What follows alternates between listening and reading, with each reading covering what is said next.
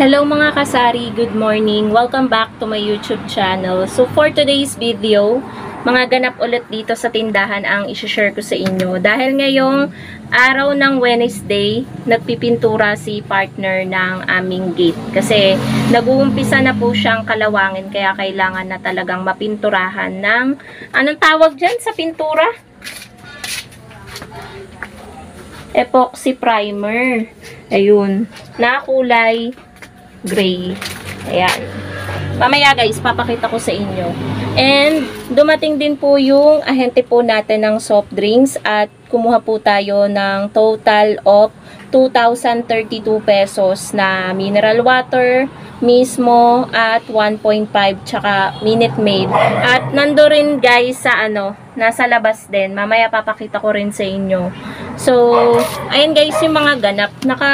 Nagpinto-pintura nga din ako nagagalit si partner at marami daw akong nakaligtaan na pinturahan. So, papakita ko na sa inyo yung kaganapan sa likod. So, punta na tayo guys sa likod. Medyo makalat lang dito. Wait, kunin natin yung resibo. Ayan. Dito muna tayo sa soft drinks, mineral water, tsaka Minute Maid.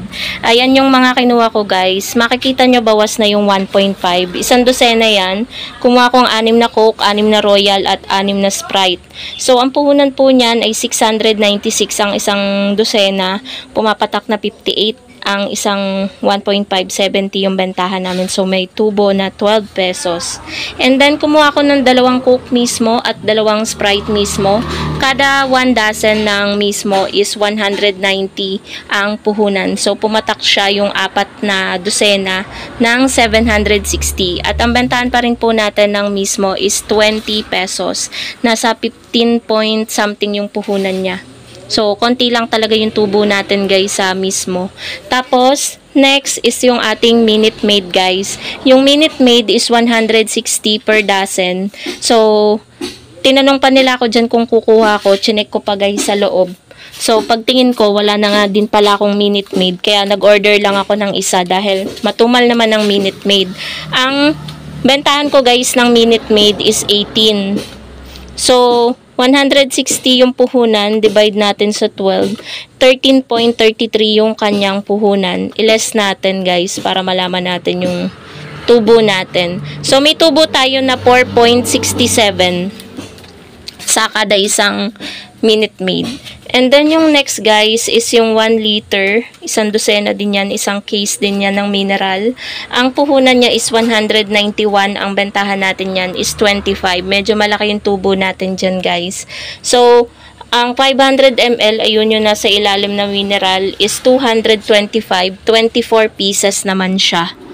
So, sa 225, i-divide natin sa 24, ang puhunan niya ay 9.37, yung 500 ml, ang bentahan natin guys, ng mineral is 15, kaya medyo malaki yung tubo natin doon, halos 5 pesos.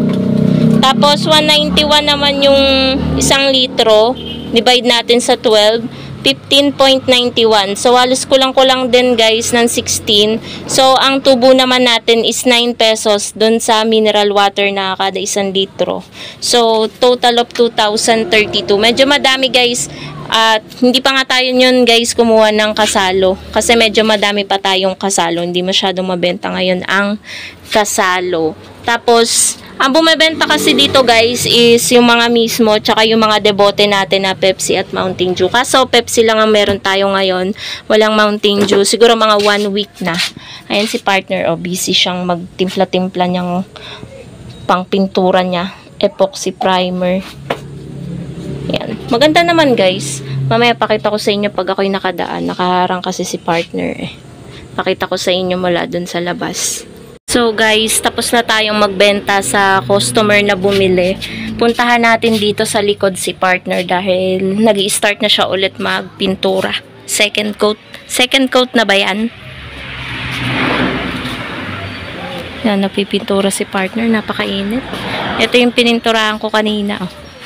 Gumanda na kasi pininturahan niya. Ganda ng kulay gray.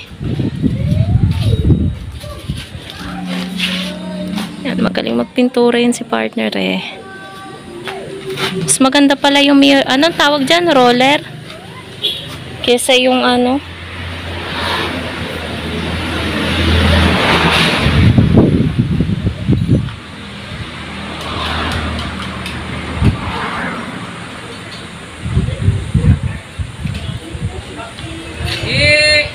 Yan. Partner.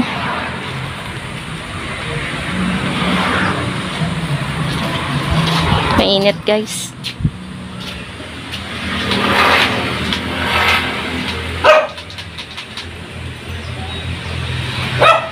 Pasok na tayo sa loob. Napakainit. Tinanggal ulit yung dinikit ko na ano, warning sign. Beware of dog. In-order ko pa to guys sa ano, nung nakakagat si Basha. Dumikit kasi yung bata sa gate. Eh, malalaki yung awang nito, oh. Ayun guys, oh, kung bakit pinipinturahan. Yan daw yung kinakalawang talaga yung pinagdugtungan. Ayun, oh, isang beses pa lang or 2 beses na uulanan, grabe na yung kalawang niya. Nabili. Wait lang guys, may nabili. Siomai! Ayan guys, let's continue. Ang dami lang nagsi-meriendahan. Medyo nalito pa nga ang ate nyo dahil sabay-sabay. Pag kasi ako nandito sa loob guys, namamanage ko yung sabay-sabay kasi hindi ko pinagsasabay-sabay. Eh ako lang mag-isa yung nagtitinda, may bumibili ng siomai. Ang hassle kasi guys ng siomai, ang dami kasing ingredients na nilalagay. Tapos meron pang siopaw, may siomai, may soft drinks pa. Buti na lang si mother, pinapasok ko dito guys sa loob. Si partner kasi ayaw huminto sa pagpipintura. Yung nagpipintura pa rin. So, punta tayo dito guys sa harap. Yan o. Nagpipintura. Yan. Nagpipintura siya. Punta tayo dito sa harap. Yan. Buti na ayos ko na. Yan. Nakabenta tayo ng 2 siopaw. Kasi 6 yung niluto ko. Ito wala pang bawas. 3 kasi to. Tag-3. Sa isang layer 3. Tapos 2 siomai yung binili nila. Pag siopaw lang guys, hindi hassle. Mountain Dew. Walang Mountain Dew? Wala. Walang mabilihan.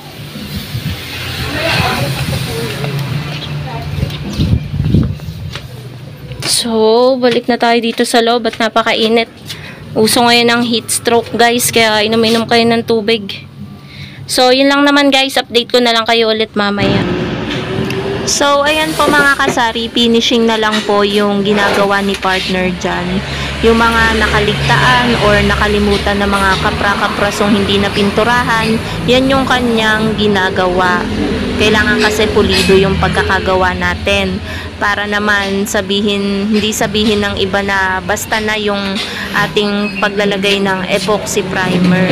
Kasi 'di ba guys, alam niyo naman ng mga tao, kapag napapatingin ganyan, naghahanap ng maliit na butas yung i-judge yung gawa mo. Kaya, ayan, ginandahan talaga namin or kinapala namin ni partner yung paglalagay ng epoxy primer.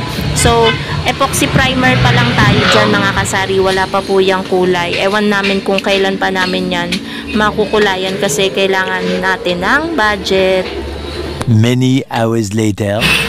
Ayan po mga kasari, update lang po sa aking pagpipintura namin ni partner pala. So, eto guys, yung pinaka-screen natin, napinturahan din natin gamit yung epoxy primer. Dahil ito naman ay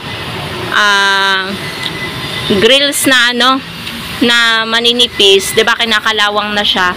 Eh pang naman para hindi kalawangin ng epoxy primer. Kaya ayan guys, naging ganyan yung kulay ng ating pinakaharap. Ayan, 'di ba?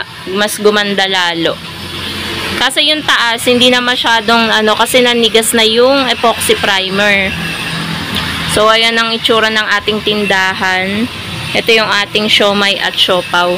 Ngayon naman mga kasari, papakita ko na sa inyo dahil tapos na kanina pa. Tuyo na nga yung pininturahan namin ni partner. Ito guys. Napakainit, tingnan nyo naman. Ayan yung itsura ng ating pininturahan. Ayan guys, napakainit. Ayan na. So, 'di ba, ang ganda guys. Bubong na lang ang kailangan ulit pag-ipunan. Tulak natin. Para ako'y makapasok. Kalat pa dito. Ayan. Diba guys? Ayan. Tapos na. Nakapag ano na tayo. Sabi nga ng kapatid ko, ano daw ikukulay namin dito. Sabi ko, yan na yun. Siyempre, one step at a time lang naman mga kasari kung wala naman tayong budget na malaki. So, ayun po mga kasari, dito ko na rin po tatapusin ang aking vlog. Medyo madilim lang dito dahil patay po ang ating ilaw. Siyempre, napakainit. Bubuksan pa ba natin ang ilaw? Makakadagdag lang yun ng init dito sa loob. So, magandang hapon po sa inyong lahat mga kasari and sana nag-enjoy po kayo dito sa aking vlog. Bye guys!